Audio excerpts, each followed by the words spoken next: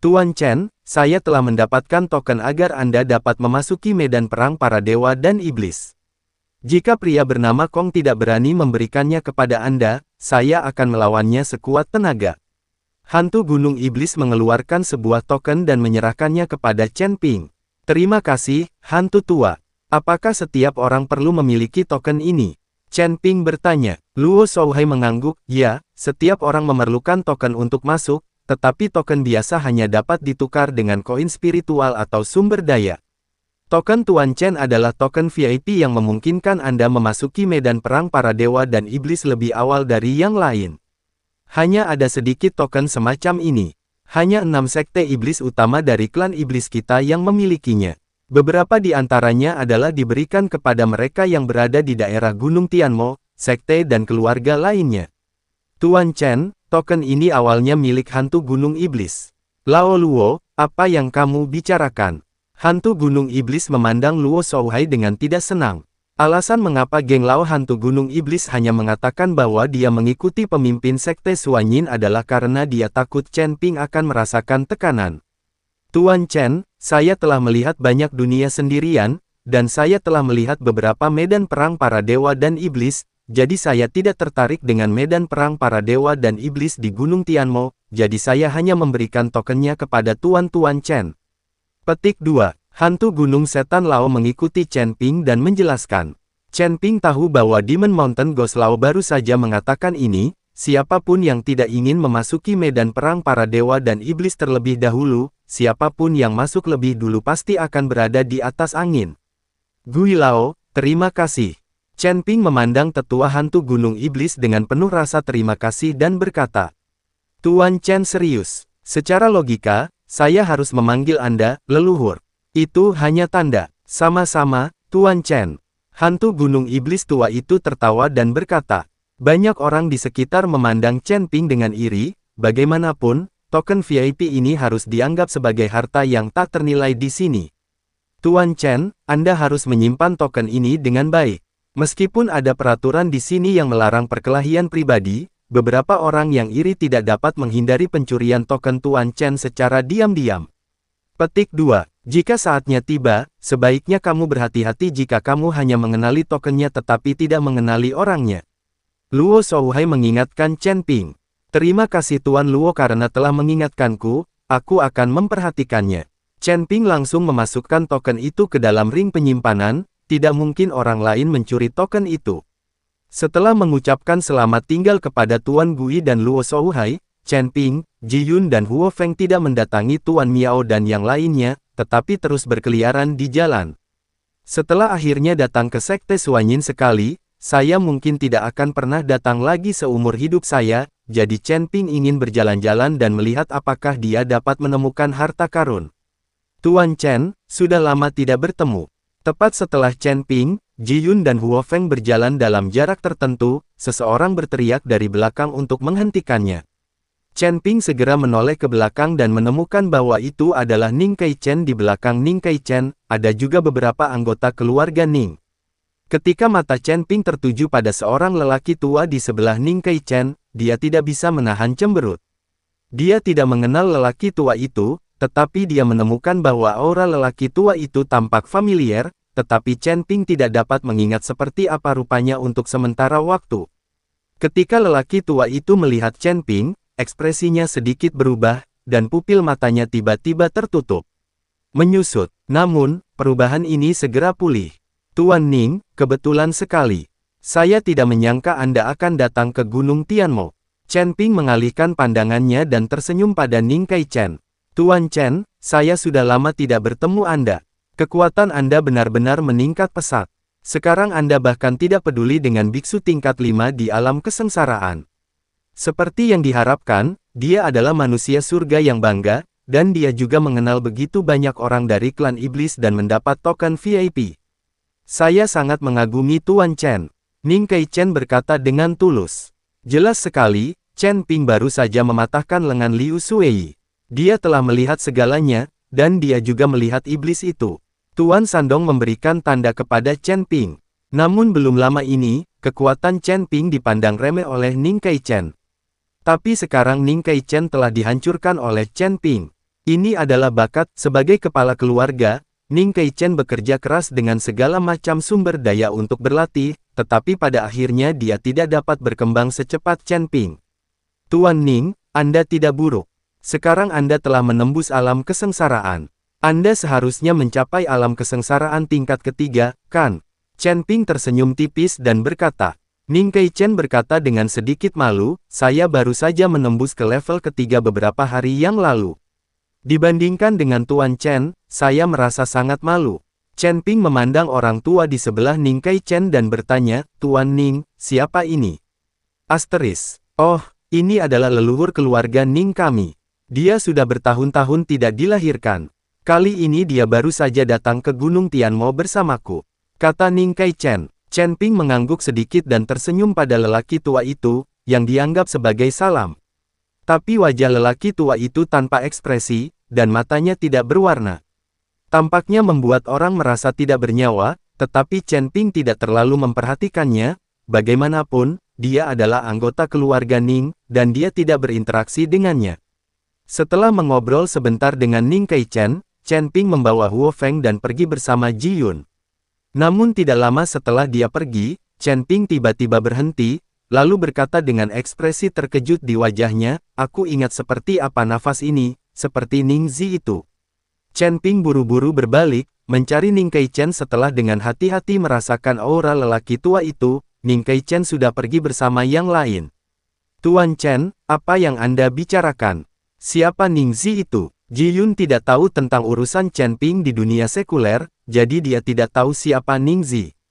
Namun, Huo Feng sedikit bingung dan berkata, Tuan, aura siapa yang Anda bicarakan, Ning Zi Anda? Adapun nenek moyang keluarga Ning barusan, saya merasa aura di tubuhnya sangat familiar, tapi saya tidak memikirkannya. Kalau dipikir-pikir, auranya sangat mirip dengan Ning Zi. Alasan mengapa Chen Ping tidak memikirkannya pada awalnya adalah karena dia tidak memikirkan Ning Zi sama sekali. Ning Zi sudah mati, dan dia masih berada di dunia sekuler, jadi bagaimana dia bisa ada hubungannya dengan dunia surga dan manusia? Tanda seru, Tuan, bukankah Ning Zi sudah mati? Selain itu, jika dia tidak mati, dia mungkin tidak akan bisa muncul di sini. Apakah Ning Zi telah menjadi iblis batiniahmu dan membuatmu merasa salah? Ini tidak mungkin. Orang tua tadi adalah leluhur keluarga Ning. Dia seharusnya berusia ratusan tahun.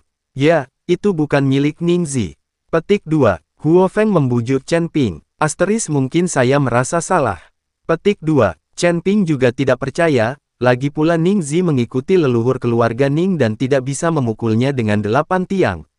Namun bagi Ning Zi, Chen Ping juga mengagumi pria ini dari lubuk hatinya yang paling dalam.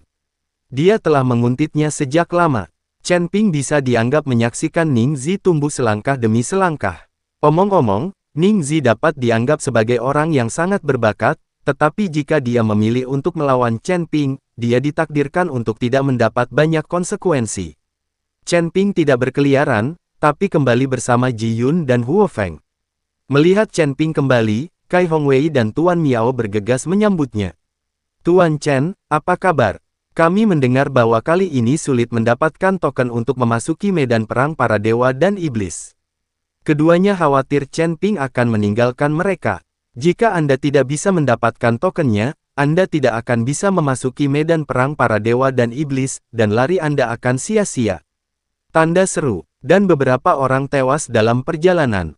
Bos Kai, Tuan Miao, jangan khawatir. Token untuk memasuki medan perang para dewa dan iblis dapat diperoleh hanya dengan koin spiritual dan sumber daya. Anda tidak perlu khawatir tentang hal-hal ini. Saya akan meminta Ji Yun untuk persiapkan tokennya bersamamu ketika waktunya tiba. Oke, tetapi sulit untuk mendapatkan token VIP. Saya hanya punya satu sekarang, dan itu diberikan kepada saya oleh teman iblis.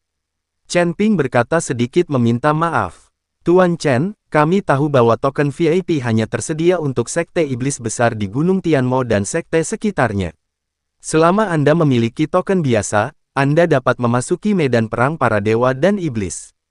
Kai Hongwei berkata cepat. Tampaknya mereka juga telah memahami aturan dan mengetahui aturan medan perang antara dewa dan iblis. Semuanya, mohon manfaatkan beberapa hari ini dan istirahatlah yang baik.